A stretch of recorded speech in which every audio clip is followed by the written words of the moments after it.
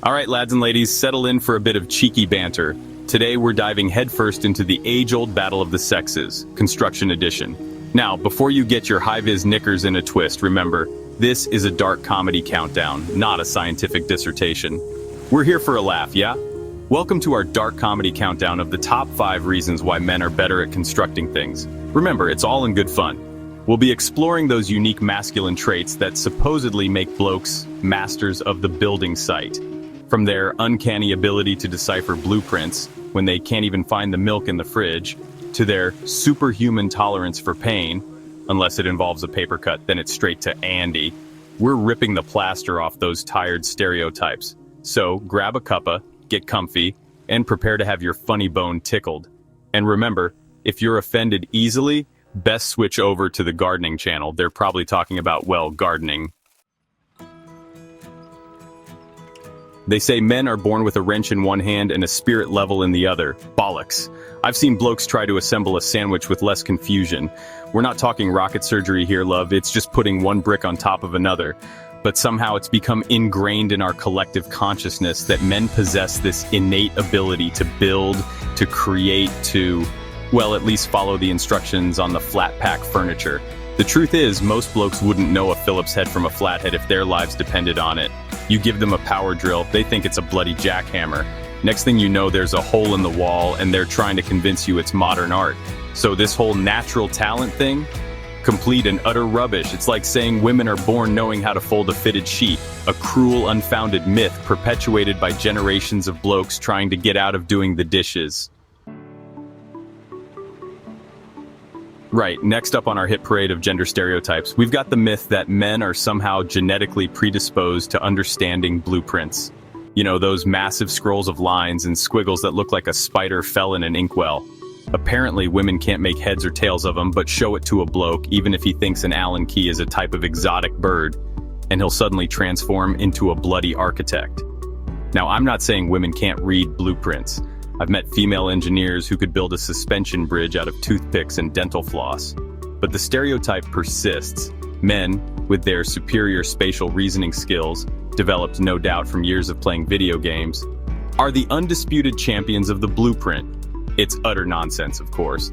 Ask a bloke to find the salt in a cupboard that's organized like the Library of Congress, and he'll come back with a bag of sugar and a blank stare, but give him a blueprint with more symbols than a Dan Brown novel, and he'll tell you exactly where the load-bearing wall should go. It's a mystery, in it, like how socks disappear in the dryer. Chapter 3. Upper body strength. The only muscle that matters? Ah, yes, the classic argument men are better builders because they've got more upper body strength. As if construction were some sort of strongman competition where you win by lifting the heaviest pile of bricks. Last time I checked, most building these days involves more brain than brawn. You need problem-solving skills, mate, not biceps the size of watermelons. Look, I'll give you this. On average, blokes tend to have a bit more oomph in the arms. It's science, innit? Probably something to do with all that testosterone coursing through their veins. Makes them great at opening pickle jars and, other feats of Herculean strength. But here's the kicker. Having muscles doesn't automatically make you Bob the Builder. In fact, I'd argue that women are far more adept at the finer points of construction. They've got the patience, the precision, and they don't feel the need to grunt loudly every time they pick up a hammer. Chapter 4. Laser focus or just avoiding chores. This next one's a real hoot. Apparently men possess this incredible ability to focus on a task, to block out all distractions and just get the bloody job done.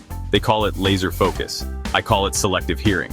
Because trust me, the moment you need him to unload the dishwasher or change a nappy, that laser focus disappears faster than a pint on a Friday night. But put a hammer in his hand, point him in the general direction of a pile of wood, and suddenly he's bloody Michelangelo, chiseling away at the Sistine Chapel of Sheds. He's in the zone, you see, oblivious to the outside world, lost in the noble pursuit of, well, probably just avoiding taking out the bins. The truth is, blokes are only good at focusing on things they find interesting. Give them a football match, a video game, or the chance to build a bonfire the size of a small car. And yeah, they can probably manage to stay on task. But ask them to fold the laundry while simultaneously keeping an eye on the oven, and suddenly it's all too much. Multitasking meltdown. Chapter 5, Pain Tolerance. A hammer to the thumb is nothing. And finally, we come to the granddaddy of them all, the myth of male pain tolerance. Apparently, blokes are hardwired to withstand pain that would send a woman running for the smelling salts. They can walk on hot coals, get tattooed without flinching, and emerge from a DIY disaster with nothing more than a scratch and a bruised ego. Now, I'm not saying blokes are wimps when it comes to pain. They can handle a bit of discomfort, sure, especially if it involves something manly like, say, getting tackled on a rugby pitch or pulling a muscle while trying to impress someone at the gym, but hit their thumb with a hammer and it's all over. The tears, the drama, the incessant whining. You'd think they'd lost a limb, not just stubbed a nail. Look, we've all seen blokes crumble at the mere sight of a needle. And don't even get me started on man flu. One sniffle and it's straight to bed with a hot water bottle and a box of tissues. So this whole higher pain tolerance thing, just another brick in the wall of gender stereotypes, if you ask me. So, there you have it. Our darkly comedic jaunt through the minefield of gender stereotypes in the construction world. Remember, it's all in good fun, yeah? No need to ring up your local building inspector just yet. Thanks for watching our dark comedy countdown. Remember, it's all in good fun. Don't forget to like, share, and subscribe for more hilarious content.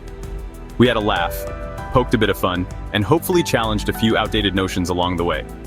At the end of the day, whether you're a bloke or a bird, the ability to build something amazing comes down to skill, creativity, and a good dose of determination. So next time you see a building site, don't assume it's all just testosterone and tool belts. There might be a brilliant woman behind the blueprint, you know?